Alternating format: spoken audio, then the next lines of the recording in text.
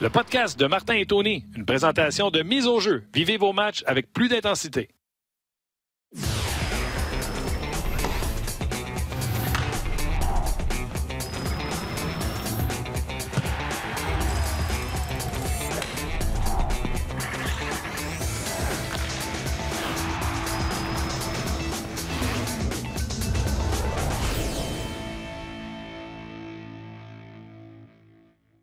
Mesdames et messieurs, bonjour et bienvenue à Faites vos jeux. Tony Marinaro, salut. Bonjour. Plusieurs choses à jaser, à discuter dans le monde du sport. Cette semaine, moi, je suis allé faire du ski samedi, dimanche. Il y a comme eu un peu de neige. Ben oui. Et il n'y avait pas de pari pour ça, mais je te parie qu'on a eu du bon ski. C'est où ça, tu as fait du ski? Mont-Blanc samedi et j'étais du côté de Val-Saint-Côme dimanche. Il y en a un qui a fait du patinage vendredi proche de chez moi. C'est Elia Kovalchuk avec ses enfants à la patinoire bleu, blanc, bouge à Verdun. Oui, oui. Qui est peut-être à une dizaine de minutes de chez moi, là. Oui, bien, on a vu les vidéos, puis on a vu également ce qu'il a fait samedi contre les Leafs de Toronto. Avant de parler de ça, parle-moi du combat du UFC. Je sais que tu l'as regardé. Oui, je l'ai regardé. Tu avais pris Reyes, j'avais pris John Jones. Non, j'ai pris Jones, moi. Non, j'ai pris John Jones, là. OK. Non, j'ai pris John Jones. J'ai dit que je ne serais pas surpris parce qu'avec un coup de poing, on peut mettre fin au combat. Mais j'ai dit, si tu t'en souviens, que comme je ne suis pas capable de gager contre Deontay Wilder dans la boxe, parce que c'est une machine, je suis incapable de gager contre John Jones dans le UFC parce que c'est aussi une machine. C'est parce que c'est la feuille d'avant-match, tu avais écrit Reyes. Non, dans la feuille d'avant-match, la question était est-ce que Reyes va battre John Jones? Puis ma réponse était non. Ah, OK. C'est ça. Donc John Jones qui a fait ce qu'il fallait faire, le minimum, puis il l'a emporté. Mais il va te dire, là, moi, je suis pas convaincu là, après la performance qu'il a donnée. Puis je sais que plusieurs personnes ont dit que il a gagné 3 rondes sur 5. Oui. Mais écoute, il est allé de quelques bons kicks. Oui.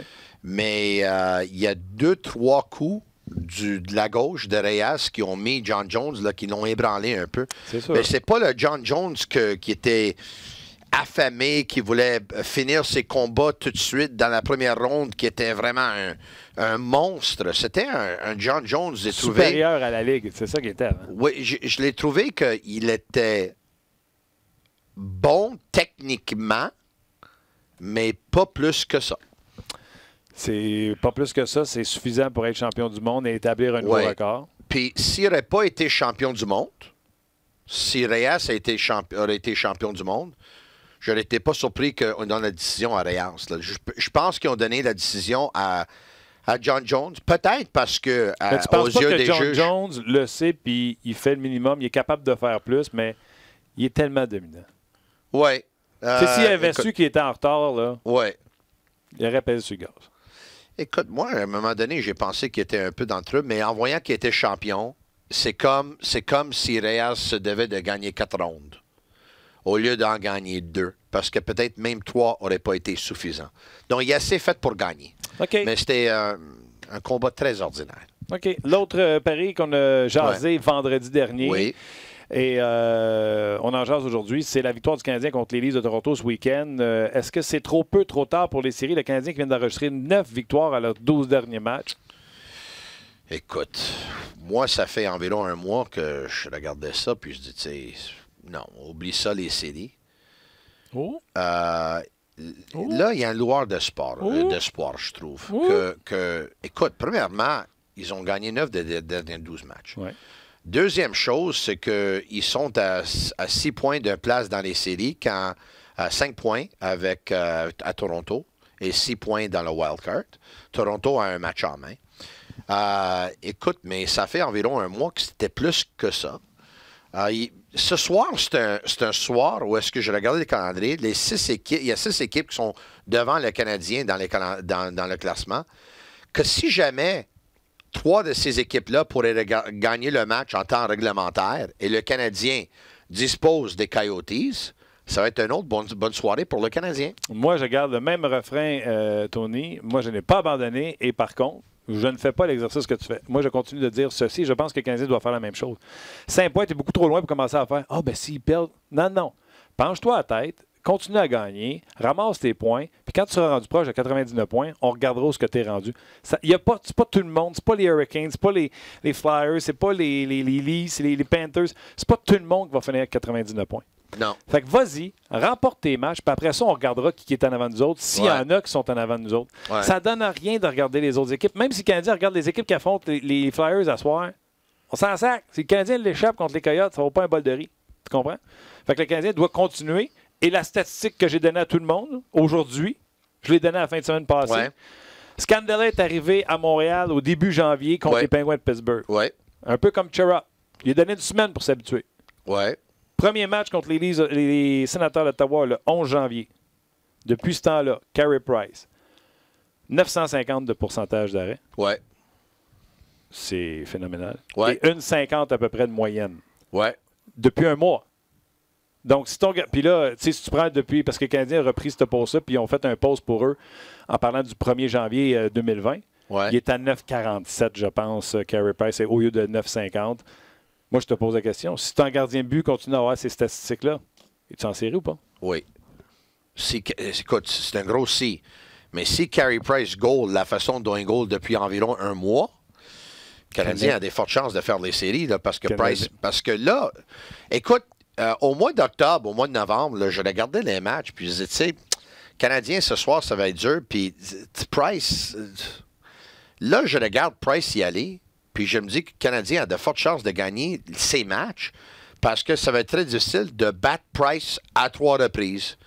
Puis moi, j'ai bon espoir que le Canadien pourrait marquer 2 ou 3 buts. Mm-hmm. Donc déjà là, ils ont une très, très bonne chance. Mais oui, Price était bon. Le jeu défensif était bon. Mais Matthews et Marner, ils n'ont rien fait. Mm-hmm. Et ils ont dominé 16-1 le chapitre des lancers au but dans la 3e période. Moi, en principe, je pense que le Canadien devrait gagner ce soir. Ils ont gagné 9 sur les dernières 12. L'équipe qu'ils vont affronter, Arizona, a gagné seulement que 2 matchs dans les dernières 12. Oui, mais ils vont peut-être recevoir leur défenseur numéro 1, Oliver Ekman-Larsson. Il est game time decision ce soir. Donc, et Darcy Kemper dans les buts. Darcy Kemper qui est leur gardien de but numéro 1. Puis je vois par cœur, je pense que c'est 912 pour Antti Raanta et 928 pour Kemper en pourcentage d'arrêt dans les 2 dernières années. Ouais. Donc, juste pour te dire qu'il y a une grosse différence entre leurs deux gardiens de but. OK, bien ça va tellement bien pour le Canadien. La question se pose. Oui. Kovalchuk, tu le gardes, tu l'échanges? Écoute, moi, Kovalchuk, mon opinion là-dessus n'a jamais changé. Puis là, on va te dire, là, quand Marc Bergevin est allé le chercher, là, moi, mon opinion était que il n'y a vraiment rien à perdre. Les Canadiens ont besoin d'aide. Il y avait des blessés. Kovalchuk, tu lui donnes 700 000 au prorata, tu ne le paies pas beaucoup. Puis si ça fonctionne, ça fonctionne. Puis là, tu vas pouvoir le monnaie, tu vas pouvoir l'échanger si tu veux. Et sinon, tu peux rester ici si jamais tu fais un poussé pour les séries. Moi, mon opinion ne change pas. C'est que tant aussi longtemps, si les Canadiens sont à 2-3 points d'une place en série d'ici le 24 mars, là tu ne le changes pas. Là, même là, il va falloir que tu t'en vas chercher un joueur. 24 février, excuse-moi, le lundi. Donc, à ce moment-là, tu ne changes pas. Puis là, même là, tu deviens un acheteur. Tu t'en vas aller pour aller chercher un joueur.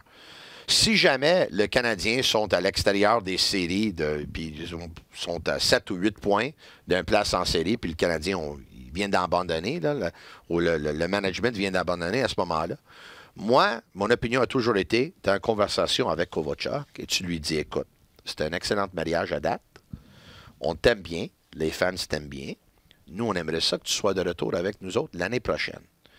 Mais d'ici là, est-ce que toi, tu préfères finir la saison avec nous autres ou est-ce que tu préfères avoir une chance de gagner un Coupe Stanley? Parce que si c'est le cas, toi, tu me diras où est-ce que toi, tu veux y aller. Moi, je veux voir qu'est-ce que je peux faire pour toi. Mais j'aimerais bien ça qu'on se reparle le 1er juillet. Parce qu'on aimerait ça t'avoir à Montréal. Je suis d'accord. Si toi, tu es d'accord, on serre la main. La seule affaire, je vais te dire, par exemple, tu me dis 7 ou 8 à l'extérieur, on l'échange. Puis tu me dis 2-3, on achète. À 5, tu fais quoi? C'est une bonne question. On n'est pas rendu là encore, mais écoute, moi, une chose, je te dis, c'est sûr, là, moi, je veux que Kovalchuk soit avec le Canadien l'année prochaine de nouveau parce que il a encore du hockey dans ses jambes. Il est un joueur très excitant que les partisans apprécient. Le Canadien sont une meilleure équipe avec lui. Puis avec lui ici, tu n'as pas besoin de prendre un jeune joueur pour les faire monter trop vite. Donc, moi, je veux que Kovalchuk soit de retour avec le Canadien l'année prochaine, à Marc Bergevin de s'arranger pour que ça se réalise. All right, je suis acheteur de ça. As-tu regardé un match de la XFL? Oui, monsieur. Non, moi, j'ai juste regardé des faits saillants. J'ai dit que j'allais y porter attention. La saison vient de commencer. C'est pas tout rodé, mais c'est sûr que je vais suivre ça un peu. Mais en fin de semaine, t'en as regardé? Oui, j'ai regardé. Écoute, j'ai arrêté quand les Vipers de Tampa Bay, l'équipe de Chessman, perdait 14-0. J'avais regardé le match avant ça. Il y a quelques uniformes qui sont très, très beaux, là, le blanc et le vert. Écoute, comment t'aimes ça, les règlements? C'est cool parce que les matchs vont vite, puis ils vont pour les points, puis c'est excitant. Le talent est meilleur que je pensais. Le spectacle est meilleur que je pensais. Peut-être un peu trop d'entrevues à mon goût et toutes ces choses-là. Mais la Ligue a du potentiel. J'étais agréablement surpris. J'ai vu passer ça sur Twitter. Qui a écrit... c'est quelqu'un... C'est J.J. Watt qui a écrit... le gars vient de manquer un placement, puis il revient au banc, puis il faut qu'il donne une entrevue pour répondre pourquoi il a manqué le botté. Il dit c'est tout simplement incroyable. Fait que même les gars de la NFL ont regardé... Mais la Ligue a du potentiel, puis moi... Quand le Super Bowl était fini, je me dis, on va devoir attendre longtemps avant qu'il y ait du football.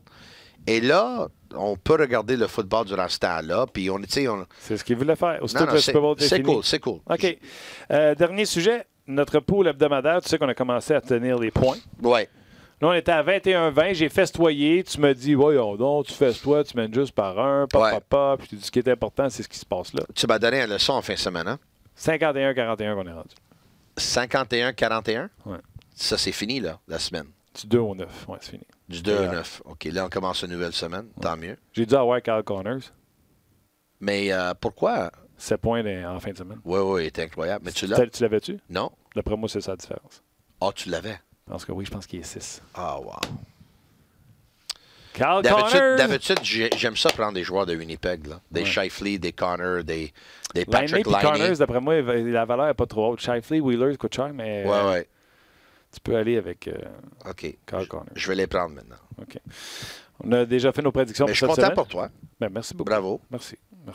On doit se reprendre, là. Oui, on a déjà fait nos choix. J'aime pas ça. On a déjà fait nos choix pour cette semaine. Oui. Donc, on va regarder qu'est-ce que ça a l'air quand on se reparlera vendredi à comprendre ligne de François-Étienne Corbin. J'ai hâte à ça. Lâche pas, Tony. On se rejase, nous, vendredi pour une autre édition de Faites vos jeux.